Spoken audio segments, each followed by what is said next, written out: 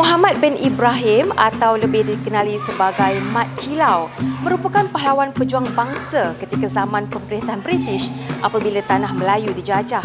Perjuangan Mat Kilau bangkit bersama ayahnya Tok Gajah, Datuk Bahaman dan beberapa pejuang lain. Pelbagai kisah tersingkap sepanjang rentetan perjuangannya, termasuklah ketika melarikan diri ke Terengganu dan Kelantan.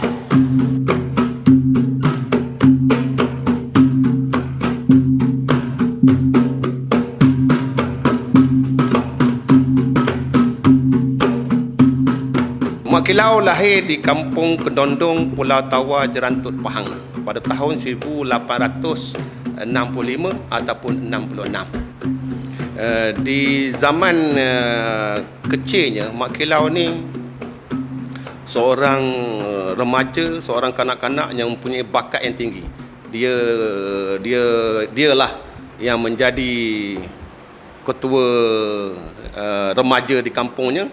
Dan bakat-bakat ni menyebabkan orang kampung memanggil dia Kilau. Kerana berkilau dia punya bakat. Dari situlah bermula nama dipanggil Mat Kilau.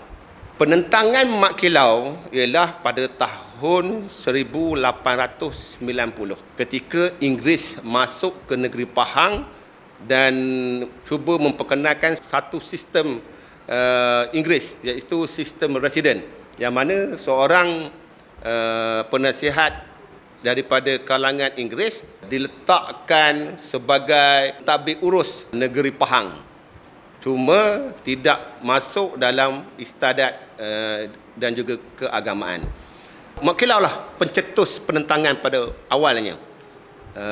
Apabila berlaku pertumpahan darah di Pulau Tawa tersebut, maka Inggeris telah mengisytiharkan bahawa Mat Kilau ialah musuh mereka dan penentang mereka. Maka mereka mulalah memburu Mat Kilau.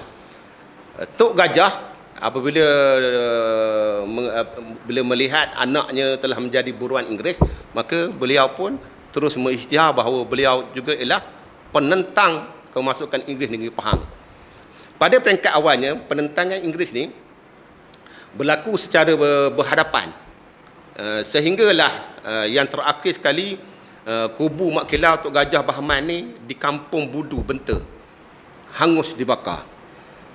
Diserang oleh Inggeris yang diketuai oleh Hugh Clifford. Apabila kubu besar terakhir Mat Kilau Tok Gajah Bahaman hangus dibakar, maka Mat Kilau pun berundur dan merasakan tekanan yang hebat. Mat Kilau dan rombongannya berundur ke Terengganu untuk mendapat suntikan semangat daripada seorang ulama besar. Sebab tu perjuangan mereka ni adalah perjuangan yang berlandaskan agama. Apabila rasa tertekan, rasa mula kendur semangat, mereka meminta suntikan semangat daripada Tok Kupaloh, ulama besar negeri Terengganu. Bermula dari situ, Bahaman Tok Gajah Mat Kilau membuat serangan secara gorila. Serang, lari dan seterusnya. Sehinggalah perjuangan mereka rasanya tak dapat diteruskan. Mereka berundur terus sampai ke negeri Kelantan, dan di Kelantan mereka bersumpah seramai 7 orang untuk menghilangkan diri. Sumpah tu pegang Al-Quran dan mereka menyatakan bersama-sama, kita hilangkan diri dan jangan muncul-muncul lagi. Siapa yang melanggar sumpah ini, kalau selamat pun tak hidup, kalau hidup pun tak selamat. Itulah sumpah pendekar-pendekar Pahang. Semasa dia menghilang, menyamar seperti orang biasa tu, Mat Kilau dia banyak duduk di pondok-pondok pataning, pondok-pondok madrasah. Dia balik semula ke Pahang pada tahun 1920-an. Balik ke Pahang, dia duduk di Rompin, berkahwin dengan seorang. Masa tu nama pun bertukar, ada Mak Dahan, ada Mak Dadu, ada apa tu. Pada tahun 1930-an, 1929,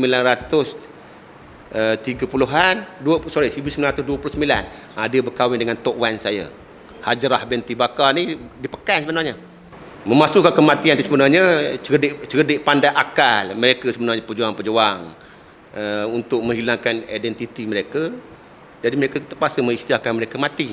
Sultan Kelantan masa itu dapat tahu, minta jenazah dia bawa masuk ke istana dan diminta ritual pengkebumian tu dijalankan macam biasa.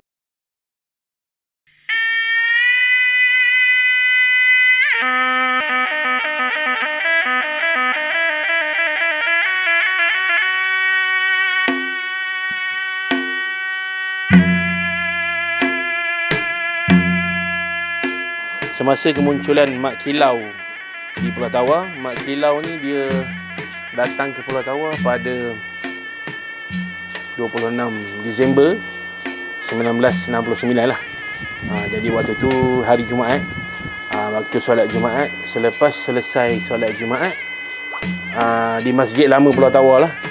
Masjid Lama Pulau Tawar, selepas solat Jumaat, dia telah mengumumkan dan mengisytiharkan diri dia sebagai Mak Kilau lah.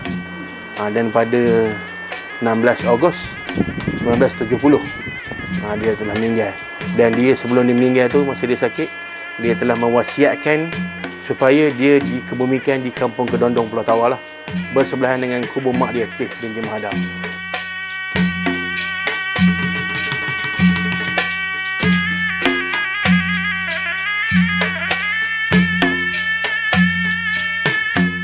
Semangat juang dan patriotisme yang jitu di dalam diri pahlawan ini perlu dijadikan ikutan dalam ketaatan dan patuh kepada agama dan bangsa. Mengamuk biar berpada, berundur biar berjasa. Selangkah bertapak tak semestinya menang. Bila langkah berundur tak semestinya kalah.